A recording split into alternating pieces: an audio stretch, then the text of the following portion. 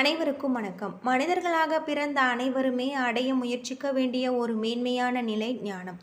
தவ வாழ்க்கையை மேற்கொள்வர்களும் ஆன்மீக தேடல்ல இருப்பவர்களுக்குமே சுலபத்தில் வந்துடுவார் முருகன். அப்படி அந்த முருகப்பெருமான் ஞானத்தின் வடிவமாக கோவில் கொண்டிருக்கக்கூடிய கோவில்தான் பழனிமலை தண்டாயுதபாணி திருக்கோவில். இந்த கோவில் பற்றிய பல சுவாரஸ்யமான தகவலை பற்றி தான் தெரிஞ்சுக்க போகிறோம். வீடியோ ரொம்பவே பயனுள்ளதாக இருக்கும். அதனால் வீடியோவை கடைசி வரைக்கும் ஸ்கிப் பண்ணாமல் பாருங்கள்.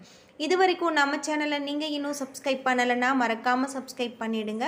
உங்களுக்கு பழனி முருகன் பிடிக்கும் அப்படின்னா முருகனுக்கு அரோகரா அப்படின்னு சொல்லிட்டு மறக்காமல் கமெண்ட் பண்ணுங்கள். வாங்க வீடியோக்குள்ளே போகலாம். மிகவும் பழமையான இந்த கோவில் பழனிமலை தண்டாயுதபாணி கோவிலாக இருக்குது. இந்த கோவில் முருகனின் அறுபடை வீடுகளில் 3வது படை வீடாக இருக்குது. புராண காலங்களில் இந்த ஊர் திரு ஆவினங்குடி என்றும் தென்பொதிகை என்றும் அழைக்கப்பட்டது. இந்த கோவிலின் இறைவனான முருகப்பெருமான் தண்டாயுதபாணி மற்றும் குழந்தை வேலாயுதர் என அழைக்கப்படுறார். இந்த கோவிலின் சிறப்பான அம்சமாக கொண்டாடப்படும் பக்தர்களுக்கு நன்மையை செய்யும் சக்தி கொண்ட சித்தர்களின் ரசவாத கலையை பயன்படுத்தி நவபாசானத்தால் செய்யப்பட்ட முருகனின் சிலையை போகர் உருவாக்கியதுதான்.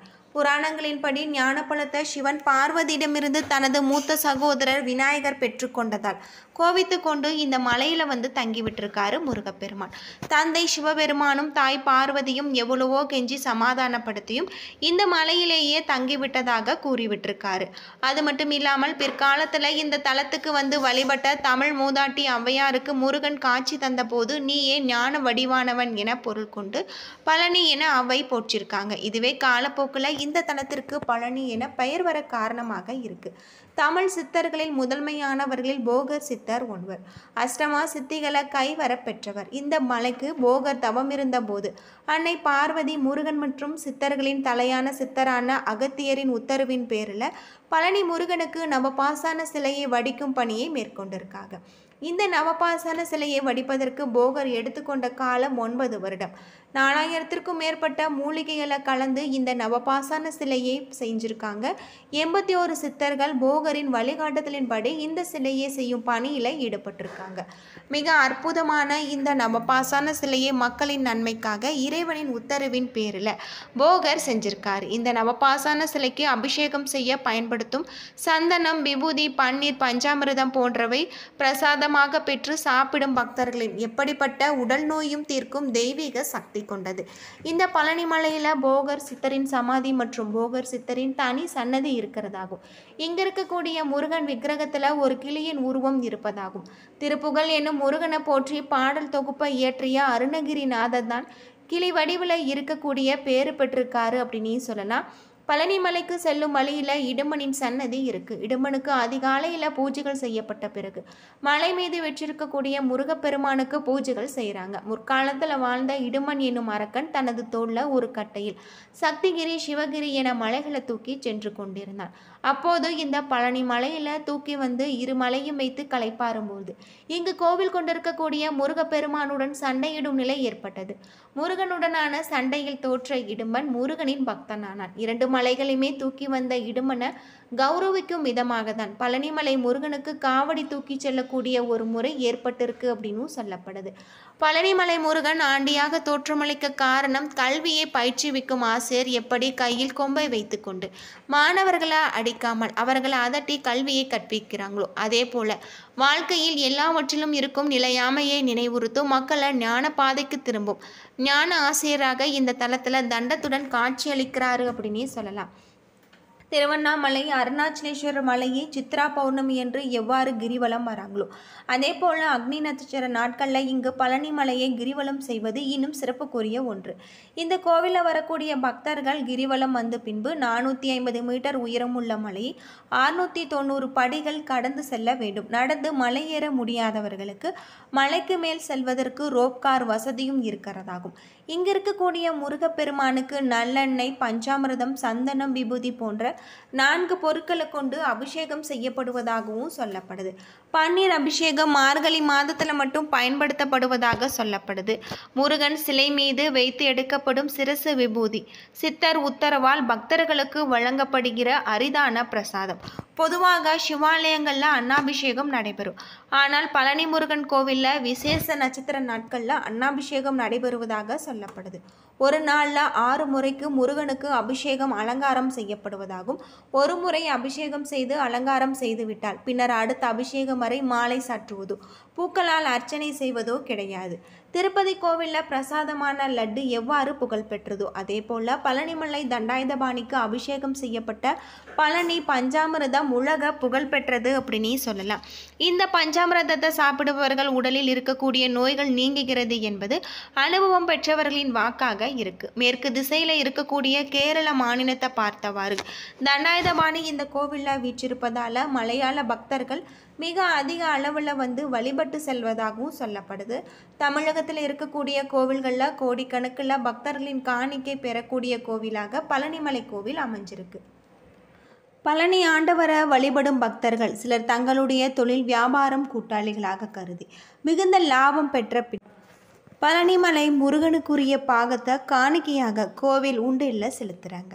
திருப்பதியில் எப்படி தலைமுடியை மொட்டையடித்து தங்களுடைய வேண்டுதலை நிறைவேற்றுகிறாங்களோ அதே போல் பழனிமலை முருகனுக்கு முடியிறுக்கி காணிக்கை செலுத்துகிறாங்க.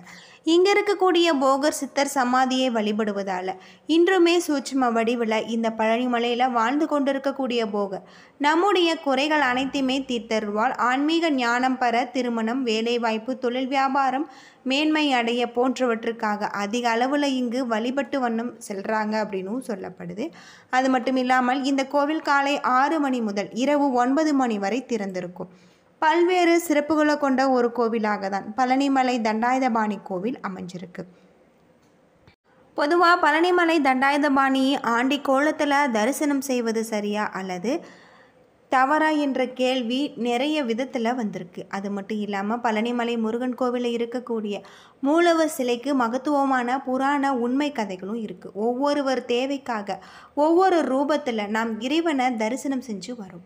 அந்த வகையில் பழனி முருகன் கோவிலில் ராஜ அலங்காரத்தில் இருக்கக்கூடிய முருகனை வழிபடுவது நல்லதா, ஆண்டி கோலத்தில் தரிசனம் செய்வது நல்லதா என்பதை பற்றியும் நாம் தெரிஞ்சுக்கொள்ளலாம்.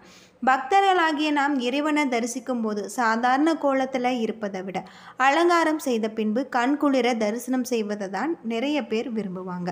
ஒரு மனிதனால் செய்ய முடியாத விஷயம் அனைத்திற்குமே இறைவனின் துணை கிடைக்க ராஜ அலங்காரம் தரிசனம் செய்யலாம்.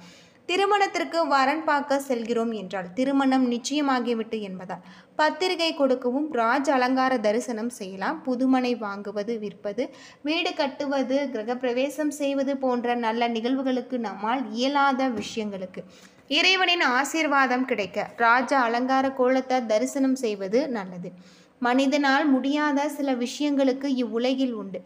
உயிருக்கு போராடி கொண்டிருக்கக்கூடிய உறவுகளை காப்பாற்றும் எண்ணத்தில் சரியான முடிவு எடுக்க முடியாமல் தடுமாறும் மனம் கொண்டவர் ஆண்டி கோலத்தை தரிசனம் செய்தது பலன் கிடைக்கக்கூடியதாகும்.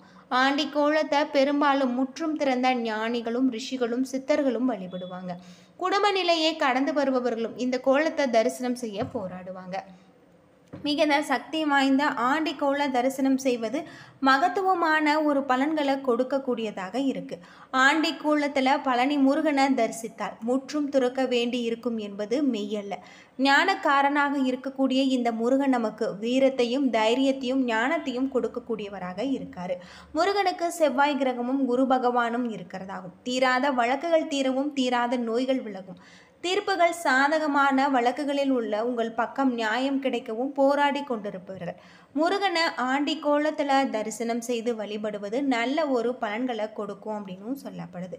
மருத்துவர்களால் கைவிடப்பட்டவர்கள், நோயாளிகள், வாய் பேச முடியாதவர்கள், உடல் நல குறைபாடு உள்ளவர்கள், மன ரீதியாக பாதிக்கப்பட்டவர்கள், மன இறுக்கத்தில் இருப்பவர்கள் ஆண்டி கோல தரிசனம் நம்ம செய்வது சாத்வீகமான அவர்களுடைய மனநிலை மாறும். மனம் சாந்தம் உற்று சமத்துவம் பெற்று அமைதி அடையும் அப்படின்னும் சொல்லப்படுது. இதனால் தங்களுடைய ஏற்பட்ட குறைகள் அனைத்துமே நீங்கக்கூடிய வாய்ப்புகள் அதிகமாக இருக்குது அப்படின்னும் சொல்லப்படுது. ராஜ அலங்காரத்தை காட்டிலும் ஆண்டி கோலம் மிகுந்த விசேஷமான பலன்களை கொடுக்கக்கூடியது. அனைத்தையுமே துறந்தவர்கள் மட்டுமல்ல, உண்மையான பக்தியுடன் ஆத்மாத்மாக ஆத்ம ஞானத்துடன் முருகனை மனதார வழிபடுவர்கள் எவராயினுமே அதற்கு உரிய பலன்களை பெறுவாங்க அப்படின்னும் சொல்லப்படுது. ஏன்னா நண்பர்களே, இந்த வீடியோ உங்களுக்கு பயனுள்ள ஒரு தகவலை தந்திருக்கும்னு நினைக்கிறேன். வீடியோ பிடிச்சிருந்தா லைக் பண்ணுங்கள், ஷேர் பண்ணுங்கள், கமெண்ட் பண்ணுங்கள். இது போல் தகவலை தெரிஞ்சுக்க நம்ம சேனலை மறக்காமல் சப்ஸ்கிரைப் பண்ணிடுங்க. நன்றி நண்பர்களே.